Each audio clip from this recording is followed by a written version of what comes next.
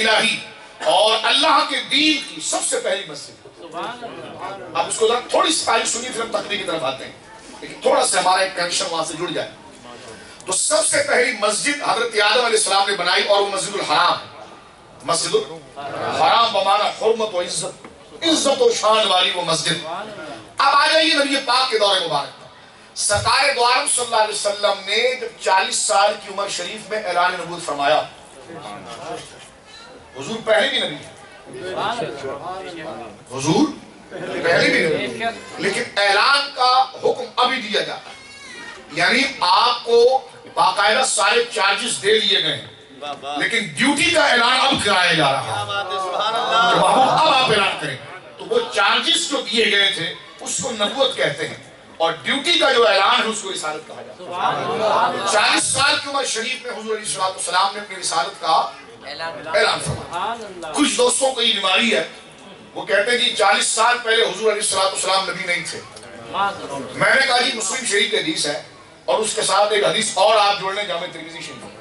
ان دونوں حدیثوں کے اندر یہ موجود ہے کہ حضرت علی فرماتے ہیں کہ میں ایک دفعہ مکہ شریف میں حضور کے ساتھ ایک جگہ سے گزر رہا تھا تو ایک پتھر ہے جس کو حضور فرماتے ہیں میں آج بھی اس کو جانتا ہوں.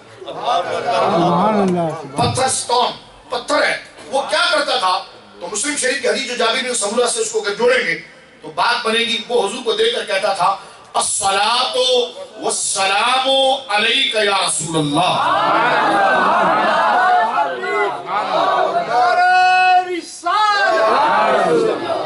وہ حضور کو رسول کہہ کر سلام کرتا تھا. اچھا یہ کب کون سا زمانہ تھا جب یہ سلام کرتا تھا؟ تو پھر آپ آ جائیے مسلم شریف کے اندر تو حضور فرماتے ہیں وہ مجھ پر سلام کرتا تھا یسلم علیہ قبل ان ابعث, جب میں نے نبوت کا اعلان نہیں کیا تھا. اور محدثین کے بقول حضور کی عمر 35 سال تھی. کتنی عمر تھی بولیے؟ 35 سال. 35 ایئرز میں حضور کی عمر تھی اور 40 ایئرز میں حضور نے اعلان فرمایا تھا. تو فرمایا 35 سال کی عمر شریف میں جب میں مکہ کی اس خاص جگہ سے گزرتا تھا تو حضرت علی فرماتے ہیں میرے کانوں نے بھی سنا ہے کہ وہ پتھر حضور کو سلام کرتا تھا, سلام کرتا تھا رسول کہہ کر. تو میں پوچھنا چاہتا ہوں کہ اگر حضور کو یہ نہیں پتا کہ میں نبی ہوں اس پتھر کو کیسے پتا تھا کہ آپ نبی ہیں؟ لیکن یہ کچھ ظالم صفت لوگ ہیں وہ پتھر کے لیے تو علم مان لیتے ہیں لیکن کہ وہ حضور کے لیے نہیں مانتے. لیکن میرے آقا نے خوب فرمایا, آقا نعمت اعلی حضرت نے کہ افر منکر یہ بڑا جوش تعصب آخر بھیڑ میں ہاتھ سے کم بخت کے ایمان گیا. یعنی جب تم اپنے آپ کو رسول کے مقابلے پر لے آؤ گے معاذ اللہ تو پھر شانے کہاں قبول کرو گے؟ آج حضرت صاحب کا جب آپ ادب کرتے ہیں تو آپ حضور حضرت صاحب سے برابری کا نظریہ نہیں رکھتے, اس لیے آپ ادب کر جاتے ہیں. اور جو برابری کا نظریہ رکھے گا تو وہ تو پھر اپنے دوستوں کی طرح ٹریٹ کرے گا, ڈیل کرے گا. لیکن جو اپنے سے بڑا مانے گا تو بڑائی وہ چیز ہے کہ جب برابری کا نظریہ نہیں ہوتا ہے تو پھر محبت پیدا ہوتا ہے.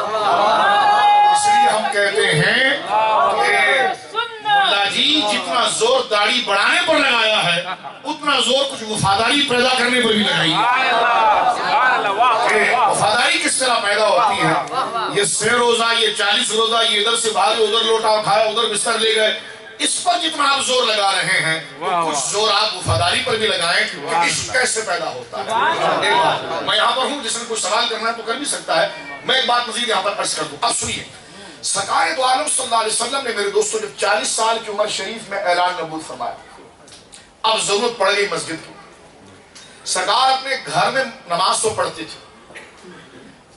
حضرت مولا علی رضی اللہ تعالیٰ نے خود دیکھا جب حضور نے اعلان ابھی باقاعدہ فرمایا نہیں کہ جس میں حکم ہوا کہ اب اعلان کریں سارے رشتہ داروں کو بلائیں, اس سے پہلے وَأَنذِرْ عَشِيرَتَكَ الْأَقْرَبِينَ اس آیت کے اترنے سے پہلے حضور سید خدیجۃ الکبریٰ رضی اللہ تعالیٰ عنہا میری ماں کے ساتھ ایک حجرے میں عبادت کر رہے تھے اور حضرت علی نے دیکھ لیا. اس وقت اسلام کو چھپانے کا حکم تھا. سرکار نے جب دیکھا کہ علی نے دیکھ لیا ہے تو سرکار نے حضرت علی مرتضیٰ کو بلا کر کہا کہ علی جو تم نے دیکھا ہے اس کو کسی پر ظاہر نہیں کرو گے. تو حضور نے اپنے حجرے کے اندر نماز کا سلسلہ شروع کیا تھا. لیکن علماء یہ کہتے ہیں باقاعدہ باضابطہ طور پر مسجد کا اعلان نہیں تھا. مسجد کا اعلان سب سے پہلے جو ہوا وہ حضرت ابوبکر نے اپنے گھر کے صحن میں بنایا تھا. حضرت ابو بکر صدیق پہلے خلیفہ ہیں رضی اللہ تعالیٰ عنہ، ان کو پہلا یعنی سب سے پہلے ہونے میں کئی درجے سے فضیلت ہے، اور اس میں ایک فضیلت یہ ہے کہ دین مصطفیٰ میں، شریعت مصطفیٰ میں، بعثت مصطفیٰ میں سب سے پہلی اسلامی مسجد جو بنی ہے وہ حضرت ابو بکر نے اپنے گھر میں بنائی۔ اب میرے دوستو تھوڑا سے چند باتیں اس کر کے گفتگو ختم کرتا ہوں۔ جب سرکار نے ہجرت فرمائی تو اب نئی جگہ پر حضور آ گئے، مدینہ شریف میں حضور آ گئے۔ اب ضرورت تھی عبادت کی جگہ کے لیے۔ سرکار کو ایک جگہ بڑی پسند آئی جہاں آج مسجد نبوی شریف موجود ہے۔ کیا بات ہے، سبحان اللہ۔ وہاں پر کچھ مشرکین کی قبور بھی تھی اور کھجور کا چھوٹا سے ایک باغ یعنی ایک آدھ درخت لگے ہوئے بھی تھے۔ وہ دو یتیم بچوں کی جگہیں تھیں۔ سرکار علیہ الصلوۃ والسلام نے بولا کہ یہ جگہ کس کی ہے؟ آقا علیہ الصلوۃ والسلام تو جانتے ہیں اللہ کی طرف سے کہ اسی جگہ کو مرکزیت ملنی ہے، ورنہ تو اور جگہیں بھی موجود تھیں، اور جگہیں بھی موجود تھیں۔ تو حضور علیہ الصلوۃ والسلام نے مدینہ شریف آ کر دو کام سب سے پہلے کیے۔ ایک تو جنت البقیع کی زمین خاص کی، قبرستان کی گریویان، اس کی زمین کو خاص کیا، اور دوسرا حضور نے مسجد کی تعمیر کی۔ لیکن جب اس یتیم بچوں کو بلایا گیا میرے دوستو، میرے بھائیوں، تو ان سے حضور نے یہ اظہار فرمایا کہ یہاں مسجد بنانا چاہتے ہیں، یہاں ہم مسجد بنانا چاہتے ہیں۔ میں نے ابھی سفر آپ کے سامنے مسجد حرام سے شروع کیا ہے اور مسجد ابی بکر تک ہم پہنچے ہیں، اور مسجد ابی بکر سے ہم مسجد نبوی تک پہنچے ہیں، اور آخری سفر ہمارا مسجد تقویٰ تک جا رہا ہے۔ اس کے بعد یہ آخری حوالہ سن لیجیے میرے دوستو، اس کے بعد مسجد تقویٰ قرآن نے جس کو کہا ہے اس کی طرف ہم آنا چاہیں گے، اور اس کی مناسبت اس مسجد کے ساتھ جوڑنے کی اور اس سے استفادہ کرنے کی ہم کوشش کریں گے۔ حضرت ابو بکر صدیق رضی اللہ تعالیٰ عنہ کو حضور نے بلایا اور کہا ان یتیم بچوں کو اس زمین کے پیسے دو، اور حضرت ابو بکر نے اس مسجد نبوی شریف کی پہلی زمین جو خریدی گئی اس کا پیسہ حضرت ابو بکر نے اپنی جیب سے دیا۔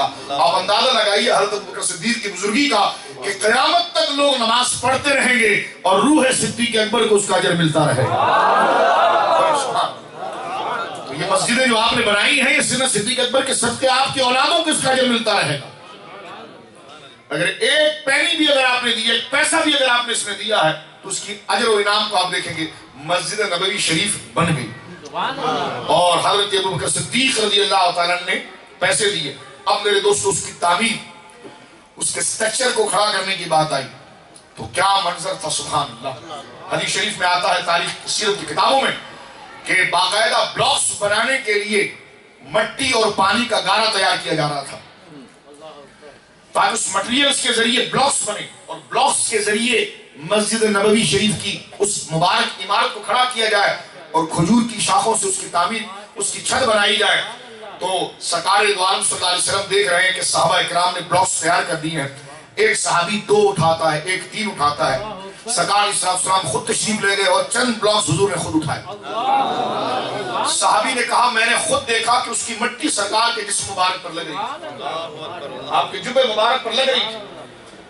اے مسجد تقویٰ کو بنانے والے مخلصینوں، ذرا سنو اور غور کرو کہ کتنی بڑی سعادت تمہیں اس مسجد کی بنا پر اور بنانے پر اللہ نے عطا فرمانی ہے، اور اس نسبت سے اللہ آپ کو عطا فرمائے گا کہ سرکار دو عالم صلی اللہ علیہ وسلم نے جب وہ اینٹ اٹھائے تو صحابہ کی جماعت حیران ہو گئی کہ اللہ کا محبوب کام کر رہے ہیں۔ سب نے اپنے کام چھوڑے اور دوڑے حضور کے پاس گئے کہ حضور آپ آرام فرمائیے، آپ آرام فرمائے، آپ کے صدقے ہمیں ایمان ملا، آپ کے صدقے قرآن ملا، آپ کے صدقے رحمان ملا، سب ملا یا رسول اللہ۔ ہم تو آپ کو اپنے چشم فلک پر بٹھاتے ہیں، حضور یہ اینٹ آپ کیوں اٹھا رہے ہیں؟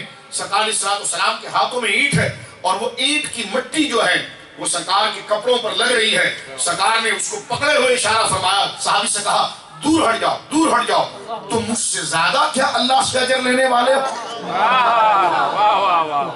تو مجھ سے زیادہ کیا اللہ سے اجر لینے والے ہو؟ تو اس ایک ایک اینٹ کے ذریعے یہ مسجد نبوی شریف کی اس مبارک تعمیر کو تعمیر کیا گیا میرے دوستو۔ اب اس کے بعد میں آخری جملے مسجد تقویٰ کی مناسبت سے یہ عرض کرتا ہوں جو مسجد کی تاریخ میں ہمیں ملتا ہے، وہ یہ ہے کہ سرکار کا جب وصال ہوا، دنیا سے پردہ فرمایا، رفیق اعلیٰ پہ حضور نے سفر کیا، تو سرکار کے 27 غزوات علماء نے لکھی، 9 میں باقاعدہ حضور نے فزیکل طور پر شرکت کی ہے، اور اس میں سب سے آخری غزوہ جو ہے وہ رومن امپائرز کے ساتھ، قیصر روم کے ساتھ ہوا ہے، اور وہ تبوک کے مقام پر حضور گئے ہیں۔ جب نہیں ہو پائی لیکن تبوک کے مقام پر حضور گئے۔ تو جب حضور تبوک کے مقام پر جا رہے تھے، یہاں پر ذرا توجہ رکھنا، مدینہ شریف کے اندر کچھ ایسے لوگ لیتے تھے کہ جنہوں نے اسلام کا لبادہ ظاہری طور پر اوڑھا ہوا تھا، اور وہ اندر سے مکہ کے کفار کے ایجنٹ تھے، اور وہ صرف داڑھی پگڑی پہن کر حضور کے ساتھ نماز اس لیے پڑھتے تھے تاکہ سرکار کی باتوں کو سنیں، اور وہ جاسوسی ایجنٹ تھے، سن کر موقع والوں کو بات پہنچاتے تھے۔ اب یہ ہوا کہ جناب ان کے ایک ایک پول کو اور ان کی ایک ایک حقیقت کو قرآن نے واضح کر دی۔ سبحان اللہ۔ انہوں نے کہا کہ ہمارا کوئی سینٹر ہونا چاہیے، ہماری کوئی بیٹھنے کا ہیڈ کوارٹر ہونا چاہیے جہاں لوگوں کو پکڑ پکڑ کے لائیں تو ان کا ذہن ہم تیار کریں۔ تو انہوں نے مسجد نبوی شریف سے دور ایک جگہ بنائی گھر، اور اس کا نام رکھا مسجد۔ کیا نام رکھا؟ مسجد۔ یہ سورہ توبہ کے اندر قرآن میں موجود ہے، مسجد نام رکھا۔ اب آپ سنیے، انہوں نے باقاعدہ اپنی زوم میں حضور کو دعوت نہیں دی۔ وہ یہ سمجھتے تھے کہ حضور سے ہٹ کر اگر ہم کوئی عمارت بنائیں گے تو مسجد ہو جائے گی، جبکہ دین یہ کہتا ہے کہ میرے مصطفیٰ نے جہاں قدم نہیں رکھا وہ کھنڈر تو ہو سکتا ہے، مسجد نہیں ہو سکتی۔ مسجد وہ جگہ ہے جہاں میرا مصطفیٰ قدم رکھے گا، جہاں اس کی نعتیں ہوں گی، جہاں اس کی تعریفیں ہوں گی۔ بڑے بڑے مینار اگر آسمان تک چڑھا دو اور اس میں حضور کا ذکر نہ ہو تو اس کو مسجد نہیں کہا جاتا۔ مسجد اسے کہا جاتا ہے جس منبر پر مصطفیٰ کی نعتیں پڑھی جاتی ہیں۔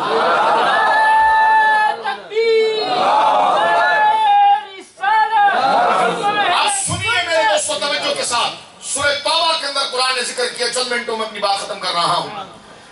سرکار دو عالم صلی اللہ علیہ وسلم کو آپ سمجھ رہے ہیں، انہوں نے اپنا ایک سینٹر بنایا تھا، ایک اپنی ایک جگہ بنائی تھی جہاں پر بیٹھ کر وہ اپنی پلاننگ کر سکے، ہیڈ کوارٹر بنایا تھا۔ اور اس ہیڈ کوارٹر اگر کہتے ہیں الگ سے کہتے تو صحابہ کرام کا کیا حال کرتے، تو اس کا نام انہوں نے کہا جی مسجد بنا رہے، مسجد بنا رہے۔ لوگ بڑے حیران ہیں کہ تم مسجد بنا رہے ہو تو حضور کو کیوں نہیں بلاتے؟ حضور کو تو بلاؤ۔ اب وہ نکلے چندہ کرنے، بڑی توجہ سے سنو، غور سے سنو، میرے بعد اگر کوئی بھائی دش میں آپ کو سمجھا سکے تو یہ چند باتیں سمجھ لینا۔ صحابہ کرام رضوان اللہ اجمعین کے پاس وہ چندہ لینے کے چلے، جھولی لے کر، مسجد بن رہی ہے چندہ دیں، مسجد بن رہی ہے چندہ دیں، مسجد بن رہی چندہ دیں۔ تو جو کٹر تھے، جو ہمیشہ حضور کے ساتھ رہتے تھے، انہوں نے کہا بھائی یہاں سے کیا چندہ؟ حضور آئے، حضور سے پوچھا ہے؟ کہا نہیں، تو فرمایا پھر وہ مسجد ہی نہیں۔ لیکن میں ایک بات بتاؤں، صحابہ مخلصین ہیں، ہمارے سب کے تاج ہیں۔ ایک بوڑھے صحابی تھے جو بڑا دین کا ذوق رکھتے تھے، ان کو ان کی فریب کاری، ان کی مکاری پتہ نہ چلی، اور وہ تھے بھی بہت بڑے بزنس مین، تھے بھی بہت بڑے بزنس مین۔ یہ جو لوگ تھے، جو ایجنٹ، جن کو قرآن نے منافقین کہا ہے، جن کو قرآن نے منافقین کہا ہے، جو ظاہر میں اسلام تھا، اندر سے حضور، ظاہر پہ حضور حضور کرتے تھے، داڑھی رکھی ہم تو حضور کے جانے والے، لیکن دل میں اس کی مٹھاس نہیں تھی۔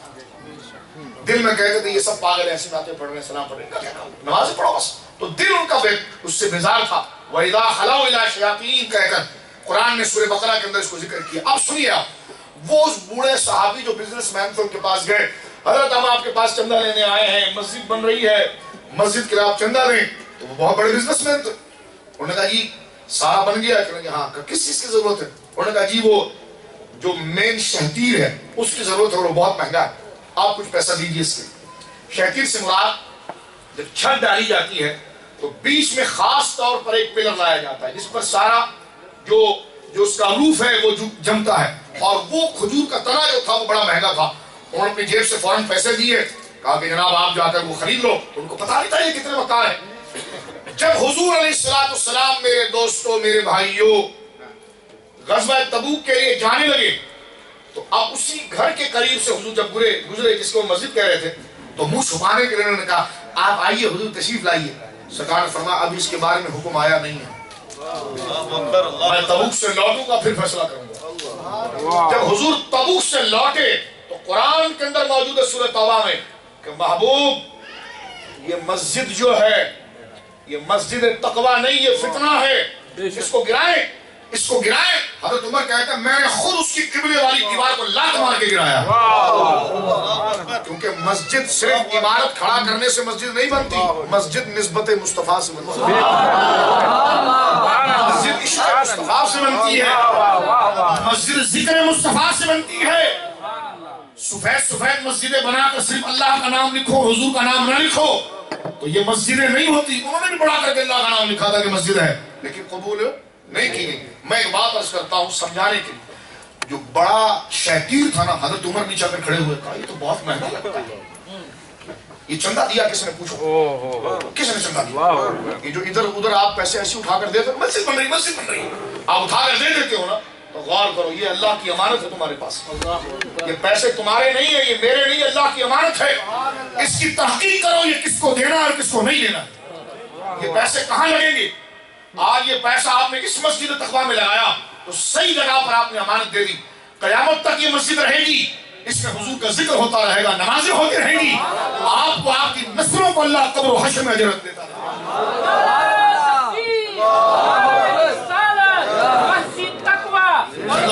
सलामत रहे। सुनो मेरी दोस्तों, जो उर्दू समझते हैं वो उसको जरा गौर से सुने।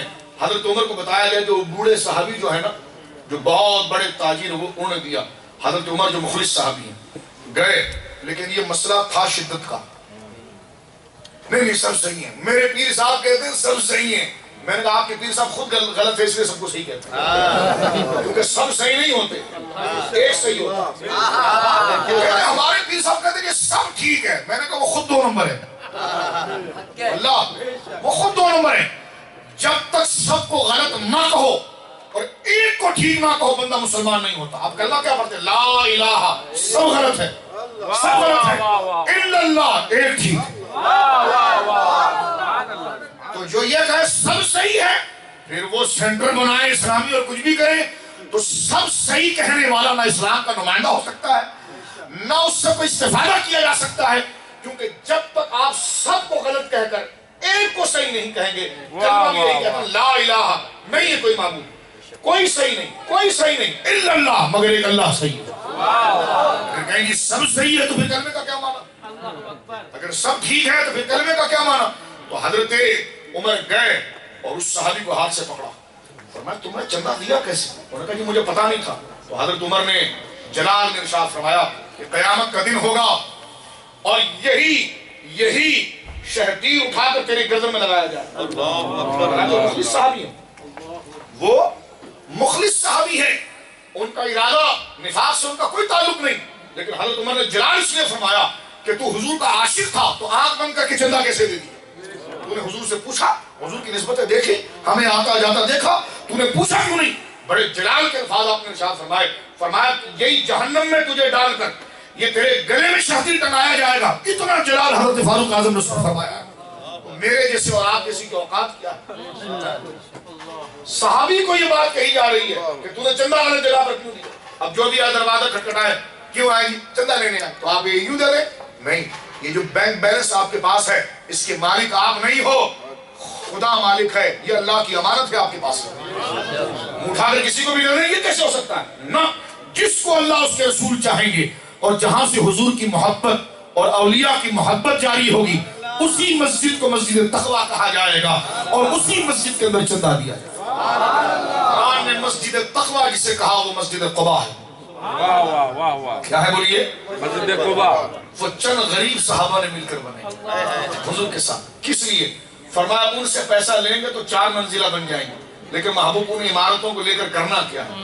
उस पूरी बिल्डिंग को लेकर करना क्या है जिसमें आपकी यादें ना हो, वाह वाह वाह, जिसमें आपकी मोहब्बत ना हो, जिसमें आपकी मोहब्बत और इश्क ना हो। महबूब एक छोटी सी मट्टी की मस्जिद बनाएंगे, लेकिन आपकी यादों में बनाएंगे। सामने महल था और यहाँ छोटी सी मट्टी की मस्जिद थी। अल्लाह ने उस महल की तरफ उसके कलाम में इशारा भी नहीं किया, और इस छोटी सी मस्जिद को अल्लाह ने फरमाया ये मस्जिद तकवा है। उस हिसाब तकवा, इसे खास मेरे नाम पर और मेरे महबूब की मोहब्बत। मेरे दोस्तों, मैं बहुत मुबारकबाद पेश करता हूं मस्जिद तकवा के बनाने वालों, जहां पर हजरत साहब जैसी शख्सियत, ये खुश इल्हान नाखवा और आप जैसे आशिक लोग जमा हुए, जिससे कुछ नहीं समझ में आ रहा, लेकिन फिर भी जब हुजूर का नाम आता है तो खुशी। इसी को इश्क कहते हैं। ना हम हॉलैंड वाले हैं, ना हम इंडिया वाले हैं, ना हम पाकिस्तान वाले हैं, हम हुजूर के इश्क वाले हैं, जिसकी बोली सिर्फ हुजूर की मोहब्बत हो। ये तो बात की चीजें तो महज तारुफ के लिए है, हमारी असल तो ये नहीं है।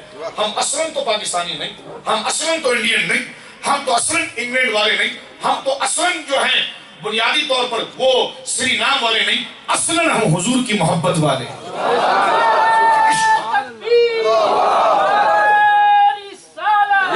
لہٰذا اب میں ایک آخری بات عرض کر دوں مسجد تقویٰ والوں سے جن سے میرا حضور کی عشق والا رشتہ ہے۔ سبحان اللہ۔ میں اس بھائی کو جو پریسیڈنٹ ہیں اور ان کی جو جماعت ہے ان کو پہلی دفعہ دیکھ رہا ہوں اور یہ مجھے پہلی دفعہ دیکھ رہے ہیں، لیکن ہماری روحیں بہت پرانی ایک دوسرے سے متعارف ہیں، کیونکہ یہ بھی حضور کی محبت کا دم بھرتے ہیں اور فقیر بھی وہی بات کہہ رہے ہیں۔ میں یہ کہنا چاہتا ہوں مسجد تقویٰ آپ نے بنا لی ہے، اب اس کی آئین، اس کا منشور، اس میں کیا کیا ہونا چاہیے ان بزرگوں علماء سے بیٹھ کر آپ بنائیے، یقین آپ نے بنایا ہو، میں ثواب کی نیت سے عرض کر رہا ہوں، سبحان اللہ۔ اجر پانے کی۔ امام کے کیا شرائط ہیں، کون امام آئے گا، اس کی تصدیق کہاں سے ہوگی، کون اس کو کہاں سے اس کو گویا کہ کامیابی کا لیٹر ملے گا، اس کے نظریات کیا ہوں گے، وہ کیا پڑھائے گا، کیا سنے گا، آپ کی کمیٹی کے اندر اور آپ کے اس قانونی ادارے کے اندر کون شخص زندگی موت کا پتہ نہیں ہے، آج ہم ہیں نہیں ہیں، لیکن ایسا قانون بنائے جائیے کہ یہ تقوی والی مسجد قیامت تک مسجد تقویٰ رہے اور ہم اپنی قبروں میں رہیں اور قیامت تک اس کے گنبدوں کے اوپر حضور کی نعتیں بجتی رہیں، اس کے گنبدوں پر حضور کے عشق کے ترانے ہو، ہم رہیں نہ رہیں لیکن حضور کے عشق کی یہ دولت ہماری اولادوں کو ملتی رہے، ملتی رہے، ملتی رہے۔ طیبہ نہ صحیح افضل، ارے مکہ ہی بڑا زاہد، ہم عشق کے بندے ہیں کیوں بات بڑھائی ہے۔ اللہ اس مسجد تقویٰ کو آباد رکھے، جس نے اس کے اندر حصہ ملایا اللہ دارین کی خوشیاں انہیں عطا فرمائے، جس نے اس میں حصہ ملایا اللہ برکت سعادت عطا فرمائے اور نظر بس سے اللہ بچائے، اختلاف سے بچائے، انتشار سے بچائے۔ یہ بزرگ ہستیاں آپ کے سامنے موجود ہیں جو ایک سینٹر کے مانند ہیں، مرکز کے مانند ہیں، اپنے مسائل میں اگر ہوا کرے آپ کے تو ان بزرگ ہستیوں کے دامن سے جڑ کر صحابہ کی محبت اور عشق مصطفیٰ کو حاصل کر کے اپنے اختلافات کو ختم کرتے رہیے گا۔ ہماری ذات کچھ بھی نہیں ہے، اصل میں حضور کی محبت ہے۔ اختلاف کب ہوتا ہے؟ جب میں خود کو بڑا سمجھوں، آپ اپنے آپ کو بڑا سمجھیں تو ہم ایک دوسرے کی عزت کے لیے لڑتے ہیں، لیکن جب بڑا مصطفیٰ کو یقین کر لیں تو چاہے آپ کے ذریعے کوئی نعت پڑھ لے، چاہے میرے ذریعے کوئی نعت پڑھ لے، کام تو ہم دونوں کا ہی ہو گیا ہے۔ اللہ رب العالمین ہماری مرکزیت کو قائم رکھیں اور عشق مصطفیٰ پر ہمیں زندہ رکھے، اسی پر اللہ ہمیں موت عطا فرمائے۔ یہ میں نے چھوڑا سے خاکہ آپ کے سامنے تاریخ کا، حدیث کا پیش کیا تاکہ ہمارا رابطہ، ہمارا تعلق ہرے ہرے پاکیزہ، پیارے پیارے خوبصورت ہرے ہرے گنبد میں آرام فرمانے والے میرے آقا علیہ السلام سے جڑا رہے۔ میں اپنی ماؤں سے کہوں گا اپنے بچوں کی تربیت پر خاص توجہ دیں، اور یہاں پر علماء ہیں ڈچ زبان بولتے ہیں ان کے ساتھ جڑے رہیں۔ آپ کے بچے کون سے اسلامک ویب سائٹ کو سرچ کرتے ہیں اس پر غور کریں، کون سی اسلامک پوسٹ کو پڑھتے ہیں اس پر غور کریں۔ جب تک آپ کو آپ کے علماء اس ویب سائٹ کی اجازت نہ دیں، اس پوسٹ کو پڑھنے کی اجازت نہ دیں، خدارا یہ ریلیز جو لیکچر ہے اس کو بڑے ترازو سے پڑھیں، بڑے سمجھ کے پڑھیں، کیونکہ آپ جو گھر کو سنبھال رہے ہیں اصل یہ نہیں، اصل امانت آپ کی اولاد ہے کہ وہ کس کے پیچھے جا رہی ہے، کہاں نماز پڑھ رہی ہے، کس سے تقریر سن رہی ہے، دینی بات کہاں سے پڑھ رہی ہے، سب کچھ علماء نے دیا ہے۔ اپنے بچوں کے یقینوں کی حفاظت کریں، ان کے اخلاق کی حفاظت کریں، بے حیائی سے بچانے کے لیے خود بھی بچیں اور اپنے گھر کا ماحول ایسا بنائیں کہ بچے کے دل میں شروع ہی سے محبت جائے۔ مثال کے طور پر ایک چھوٹی سی بات، نعت چل رہی ہو نا آپ کے وہاں کبھی ٹی وی پر تو ٹانگیں لمبی کر کے نعت نہ سنیں، کیونکہ بچہ دیکھے گا یہ تو ایک عجیب ماحول ہے، یہ تو اس کی کوئی اہمیت نہیں ہے۔ لیکن جب ٹی وی پر نعت آ رہی ہو اور آپ صحیح ہو کر بیٹھ جائیں میری بہنوں اور میرے بھائیوں، اور جب حضور کا نام آئے آپ انگوٹھا چھوئیں تو بچے کے لیے آئیڈیل اس کا باپ ہوتا ہے، اس کی ماں ہوتی ہے، تو یہ سلو میسج آگے جا رہا ہے حضور کی عشق کا۔ سلو میسج، گھر کے اندر محفلیں رکھیں، درود شریف پڑھیں، صحابہ کے ذکر کی محفل رکھیں، خود ان بزرگوں سے استفادہ کر کے ان کی، لیکن جب آپ ذکر کر رہے ہوں تو اتنے ادب سے کر رہے ہوں کہ آپ کے چہرے کے تاثرات، آپ کی باڈی لینگویج بتا رہی ہو آپ کے بچوں کو کہ جن کا ذکر ہو رہا ہے وہ بہت پاکیزہ ہیں، جن کا ذکر ہو رہا ہے وہ بزرگ ہیں۔ اللہ ہم تمام کے عقید و ایمانوں کی حفاظت فرمائے اور اس مسجد تقویٰ کو اللہ سلامت رکھے۔ وآخر دعوانا الحمدللہ۔ نعرہ تکبیر۔